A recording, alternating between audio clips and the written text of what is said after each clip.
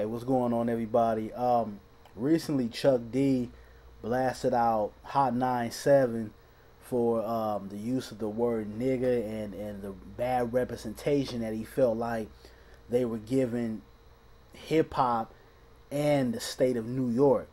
And I thought it was interesting. I'm gonna read you guys some of the comments that he made. I'm gonna play you guys some things that Rosenburg said, the main guy that he was targeting. I can't show you guys the video. I wish I could, but I don't want no copywriting issues from Coon YouTube. But I'm gonna read this the statement Chuck D said. It says, "My goal by the end of the year is to change the face and sound of urban radio." Chuck D says during an interview with Billboard, "I've been in this shit 30 years, too long to just sit and let it be. I'm not going to be the Grim Reaper. I don't want to be the Grim Reaper. But people have to stand up and we need some change, and it's time." Excuse me. I'm reading this from a video, so you guys bear with me.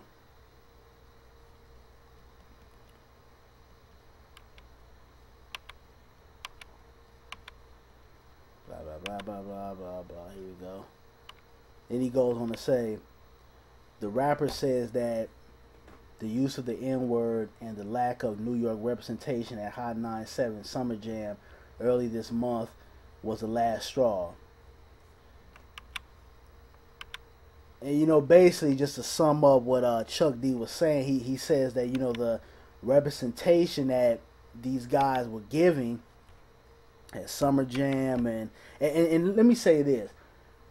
Hot 97 Summer Jam is known for artists to pull certain stunts, artists to take their career to the next level, artists to get maybe a wider exposure as far as a fan base. We can go back to when nobody knew who 50 Cent was, and he had came out with that record called How to Rob, and Jay-Z got on stage and said, "I'm all about a dollar. What the fuck is 50 Cent?" And everybody went crazy and everything. But what that did, actually, Jay-Z gave 50 Cent the assist, because what that did is that you had a lot of people say, "Damn, Jay-Z, one of the the legends in the game, is speaking on an artist that we don't even know who he is," which was 50 Cent at the time. So a lot of people went, did their research and started listening to his music. So Hot 97 Summer Jam has always been a place for people to pull certain stunts. If you guys don't know, 50 Cent this year was on the stage with G Unit, and he basically committed a robbery and stole one of the guy's chains right on stage. And now that's a big issue going on between him and the guy that got robbed is trying to sue 50 Cent. It's like a big mess now. But I say that to say that people pull stunts at Summer Jam. It's nothing new. Every year is some drama. We can go back to last year when Peter Rosenburg made those comments about Nicki Minaj and saying she wasn't hip hop. So it's always been, a festival where people like to start drama. But I'm gonna let you guys hear what Peter Rosenburg said in response to what Chuck D said. Been real for like, I don't know, 5 days with Mr. Chuck D, one of our elders in hip-hop, coming at our neck. Check that real. Chuck D has been going hard at Ebro, myself, and Hot 97. And let me just say this. Chuck D is the man. His contributions to hip-hop are beyond explanation. He's one of the most important musical influences in my, Ebro, and many other hip-hop heads' lives. Now, since Summer Jam, he has been on an endless Twitter rant trying to tear down Hot 97, blaming us for everything, from the downfall of hip-hop to the proliferation of the N-word to the number of black men in the prison system, you name it. Now listen, Chuck, I respect the hell out of you, but you, sir, are trolling, and you are above that. First of all, Chuck D has always hated radio. He hated BLS. Radio suckers never play me. He hated BLS and Kiss when they were black-owned, and now you hate Hot 97. Hip-hop's doing pretty well. Last time I checked, we have some amazing artists out there selling tons of albums. Last time I checked, there are 2 tours coming to New York and selling out football stadiums with hip-hop. Not too bad. Now, is hip-hop perfect? Absolutely not. Has it ever been? But was it perfect when Chuck D was active in the game? Absolutely not. And lastly, two things. And this first one's going to upset some people, all right? Chuck D, no one elected you president of hip-hop. We love you. You're a forefather of this game. You contributed, but we did not elect you president of this culture, all right? No one owns hip-hop. I don't own hip-hop. Ebro doesn't own hip-hop. Hot 97 doesn't own hip-hop. It's a collective culture, and we all do our best to support it. Speaking of which, last thing. Chuck, what are you doing to support this culture besides tweeting confusing message in 140 characters or less? Are you going out to shows? Because we're out at shows booking new artists every single day, working with them, getting them on the festival stage, getting them on the main stage and building artists. What are you doing? Because if all you're doing is trolling on Twitter, you ain't doing that much.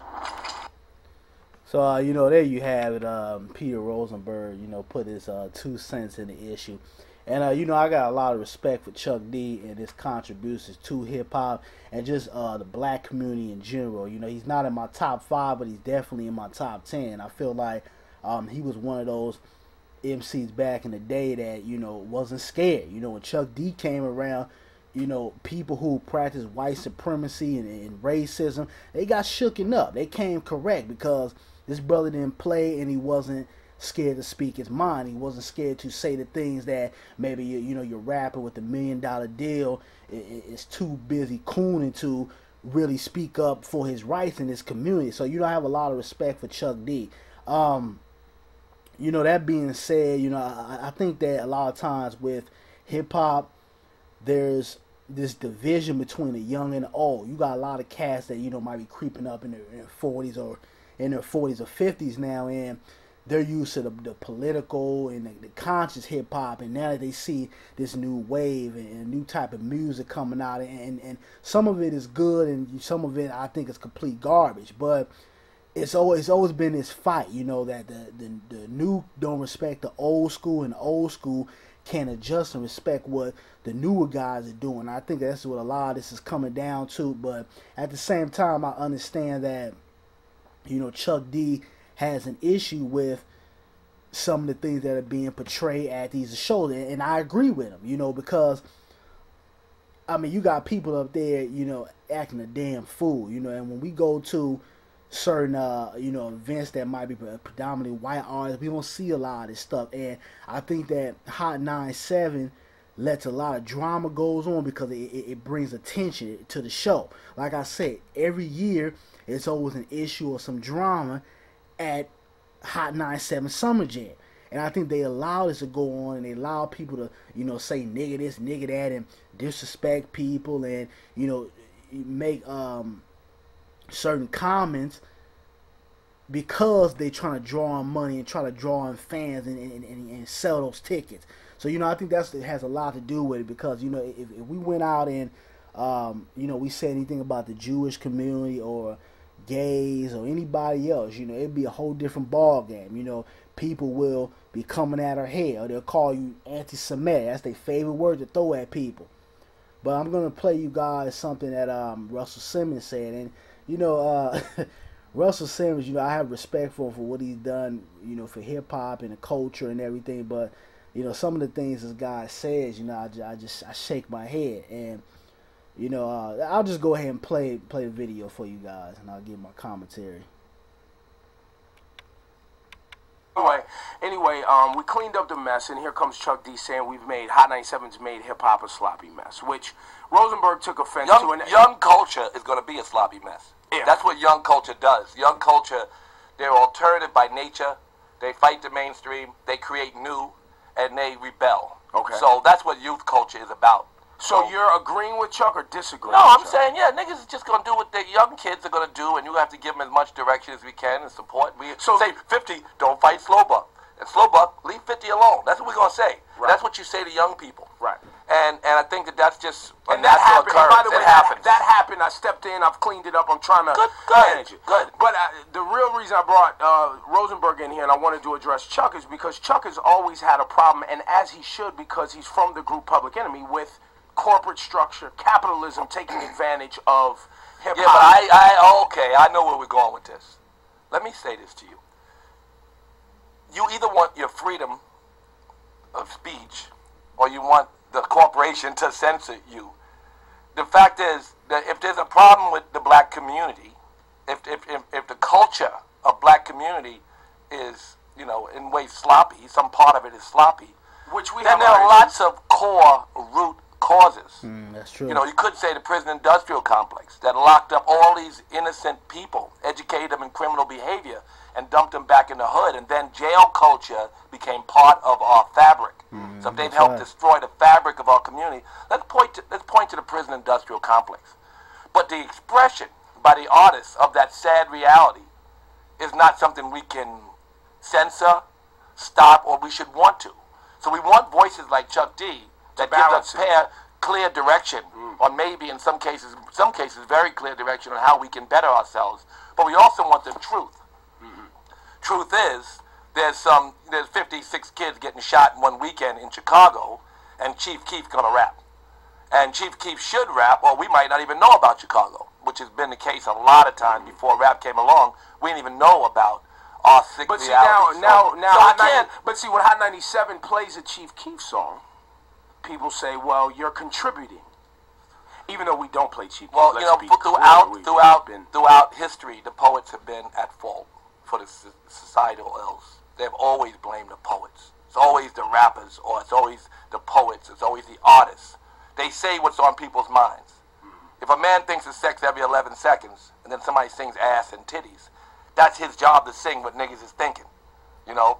So we wish they were always thinking Jesus walks, you understand? But niggas, we're not always thinking it. So, I don't, you know, Chuck, I like what Chuck does, I love it, but I would not blame the messenger, you know, or I think he's looking at us as corporate structure, and he wants some accountability levied against the owners. I can't expect you to censor artists. I'd be very upset if I thought that corporations, white men would tell niggas what they can't say. Well, there's also a conversation about how... That's what he's saying. No, there's also a conversation started by him about how basically radio is, and us in particular, is the downfall of society. And you, of all people, would remember that radio, and you as well, Steve, radio as it exists today is not that different than it's ever been. You know what I'm saying? Radio... You know, I played enough of that. But, you know, what Russell Simmons said, I don't think he really... said everything that needed to be said, but he did have some points, because like I've said before in previous of my videos, I think that everybody likes to blame the hip-hop artists for everything that's going on. Your kids are cutting up and shooting up at the school. Hip-hop, that's the issue. People shooting each other in the streets. Hip-hop, that's the problem. So everybody likes to throw everything on hip-hop when there's other things that are going on. They don't talk about racism. They don't talk about the industrial complex. They don't talk about education. They don't talk about jobs that are being lost out here. That's what they don't focus on. That being said, I do think that some of the things in hip-hop are being pushed to the younger generation and basically glorifying a lot of violence and a lot of the negative things that go on within our community or across the world.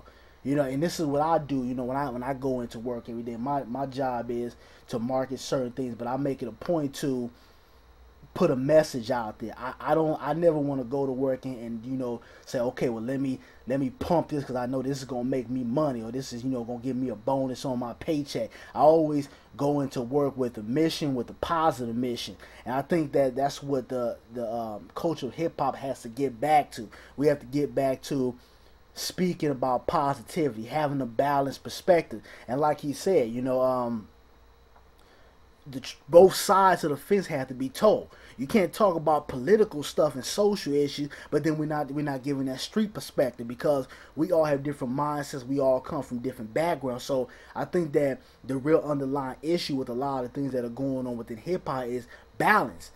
That's the issue. But you know, I mean, that's my 2 cents on it. You know, I wish Russell Simmons would, you know, just stop saying the word nigga. I remember I was at the Arsenio Hall show in the audience, and he was like, you know, he's made a comment saying these do nothing niggas. I just shook my head, you know what I mean? But hey, that's my 2 cents on it. You guys give me your 2 cents on it. Thanks for watching. I'm out. Peace.